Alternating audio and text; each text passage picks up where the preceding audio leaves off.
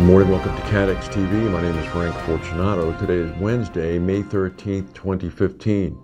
If you want to follow us on Twitter, go to Catex TV.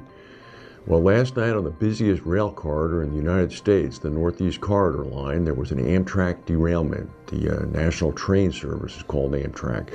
It occurred just north of Philadelphia. 6 people were killed, a number of cars were overturned. The carnage looks as if it is a bombing site at the moment. Some 140 people remain hospitalized, many of them at Temple University Hospital, which is the nearest major trauma center to the incident.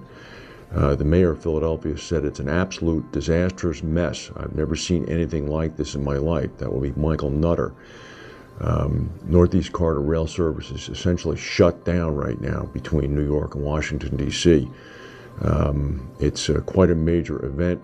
There's an investigation ongoing right now by the National Transportation Safety Board, as well as Amtrak.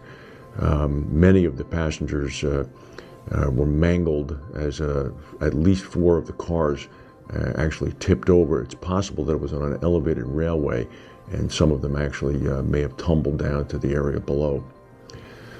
A fire gutted a rubber slipper factory in the suburbs of Manila today, possibly killing dozens of workers who ran up to the 2nd floor in the hopes of escaping, only to be trapped by the inferno. 65 people are reported missing. The death toll could in fact rise to that level. Relatives of the people killed apparently were receiving text messages from them up until the very end. With the latest bid from Exor, the Agnelli-controlled investment vehicle for PartnerRe, it's now very clear that PartnerRe shareholders now hold the key to the firm's future. This has become even more interesting because Exor now owns about 9.5% of the company. Exor came back with a new offer yesterday, valuing Partner at about $137.50 a share. This is indeed significantly better than the Axis bid, which, depending upon how you value it, is about $125 a share. PartnerRe's board, which has backed the Axis deal in the past, acknowledged receipt of the Exor offer and said it would be considered. Once again, PartnerRe's largest shareholders came out in favor of the new Exor bid last night. Peter Langerman, the CEO of Franklin Mutual Advisors, which is the 2nd largest shareholder now after Exor, told Reuters that the Axis deal would, quote, be voted down, no question about it, and that the new Exor offer was clearly superior to the Axis deal.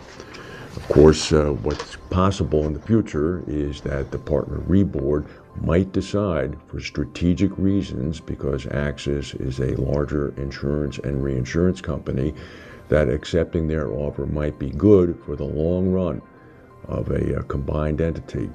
This is going to upset the major shareholders mightily who are interested in a cash out right now, and this is where Exor is going to play to. This could become quite messy.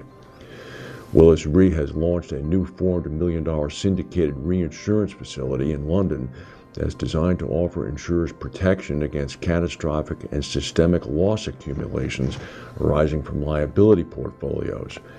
In the short, what that means is that primary insurers have begun to retain more of the risk.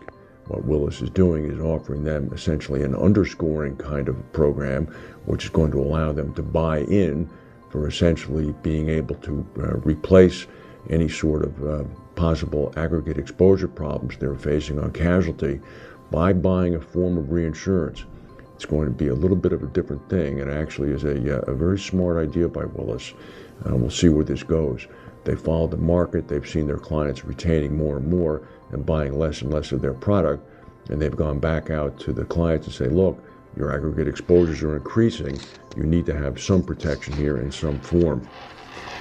That bus fire that occurred on Monday afternoon outside of Boston could have been a potential disaster. There were 47 people on the bus who managed to escape.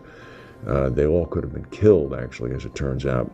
The fire began in the bus's engine, and a buildup of hot gases inside the bus, inside the passenger compartment, led to an explosion that blew out the bus's windows.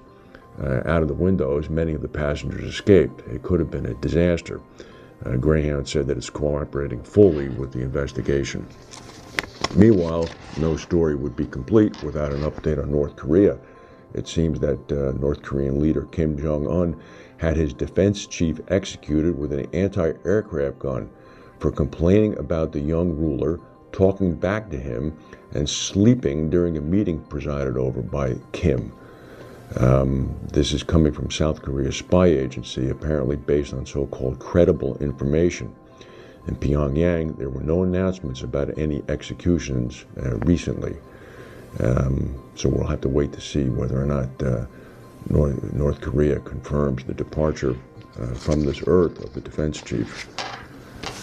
That's the news for today. If we have any breaking news, we'll come back and tell you. Thank you for watching, and we'll see you tomorrow.